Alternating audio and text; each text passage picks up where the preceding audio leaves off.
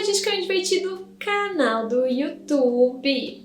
Hoje nós vamos falar sobre uma obra de arte pré-histórica, então a Vênus de Willendorf, que é uma das obras de arte pré-históricas mais famosas e, mais especificamente, uma das estátuas femininas mais famosas da pré-história e uma das descobertas arqueológicas mais famosas de todos os tempos. Então vamos começar vendo um pouco do contexto da descoberta desta obra. Então essa figurina de calcário olítico, que é um tipo de calcário, ela mede 11 centímetros, então ela é pequenina, e ela foi descoberta especificamente em 7 de agosto de 1908 em uma escavação do Naturhistorisches Museum, então o Museu de História Natural de Viena, que estava fazendo uma escavação em Willendorf, na região de Wachau, na Áustria. Então por isso que a gente chama de Vênus de Willendorf, porque ela foi descoberta neste local.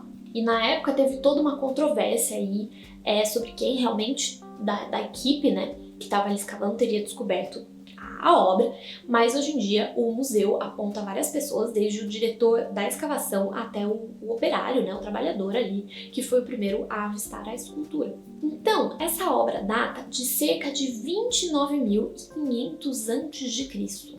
Sim, existem obras de arte tão antigas quanto isso.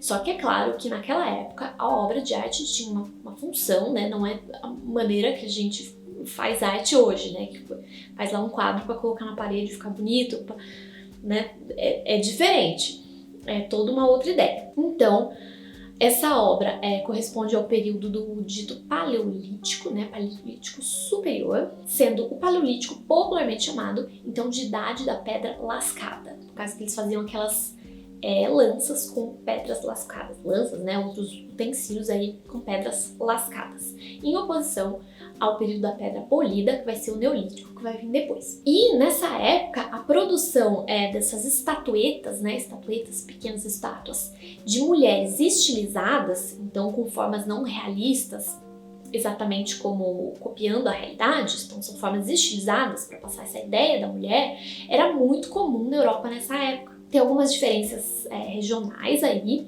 algumas obras parecem quase que abstratas, né, de tão estilizadas que elas são, mas era muito comum que se representasse essas mulheres na época. E a gente chama a maior parte dessas estatuetas de Vênus por causa da deusa, né, romana Vênus, que é equivalente à deusa grega Afrodite, que era a deusa da beleza, do amor e, mais importante, da fertilidade. Porque então essas mulheres, elas geralmente têm grandes seios, elas têm coxas grandes, quadris grandes e muitas vezes elas são muito bem alimentadas, né? Então elas passam uma ideia de fertilidade. E pode ser que se tratassem aí de deusas primordiais da fertilidade, porque nessa época a gente tem que lembrar que a gente estava aí no final da última era glacial, então o planeta estava aí sempre congelado, ou no máximo tinha aí a tundra, né, que é aquela vegetação rasteirinha. Então não tinha abundância de comida, não tem comida desse jeito que a gente tem hoje, né, na quantidade que a gente tem hoje, na variedade que a gente tem hoje. Então, toda essa questão da fertilidade da natureza, por questão de sobrevivência, era muito importante. Então, fertilidade dos animais, né? Porque os homens nessa época eram sobretudo os caçadores. Então, fertilidade da natureza e também das pessoas, né? Porque era tido no passado que mulheres grandes, com seus grandes quadris grandes, elas fossem mais férteis, então fossem, né, gerar bebês mais saudáveis, fosse ter mais possibilidade de gerar aí seres humanos para continuar existindo os seres humanos. Ou seja, a gente fala então aqui tanto da fertilidade humana, né, quanto da fertilidade da natureza, da abundância de alimento e tal. E a maneira que essa peça foi esculpida corrobora muito essa teoria, porque a gente pode ver que ela não tem traços individualizados, então o rosto não tem nem olho, boca, nariz. Só dá a ideia aí que é a cabeça dela e pronto. Não quer representar um retrato, nada desse tipo, e mesmo a representação de um rosto especificamente não é importante. O mais importante era aí então a representação muito clara dos seios, dos quadris, que passam essa ideia de fertilidade, e até mesmo um risquinho que representa a vulva.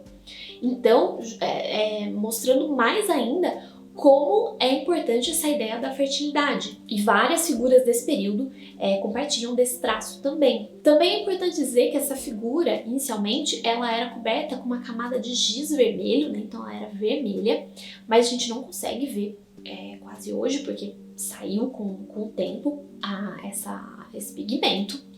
Mas é importante que algumas obras desse período, então, tinham essa cobertura de giz vermelho e que a cor vermelha tinha, então, todo um significado. Então, acredita-se que fosse uma representação de vida, morte e renascimento. Então, muito ligado também, de certa forma, a essa ideia da fertilidade, né? Então, da natureza que renasce, né?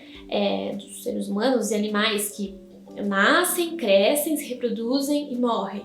E daí continua. Então, de toda essa continuidade aí da vida. Então é isso, espero que vocês tenham gostado de conhecer esta obra pré-histórica. Se vocês quiserem que eu fale de outras obras pré-históricas, deixem aqui nos comentários. Mas provavelmente eu vou falar sobre a caverna de Altamira, na Espanha, e da caverna de Lascaux, na França, que tem aí várias pinturas rupestres muito legais. Então é isso, beijinhos e até a próxima!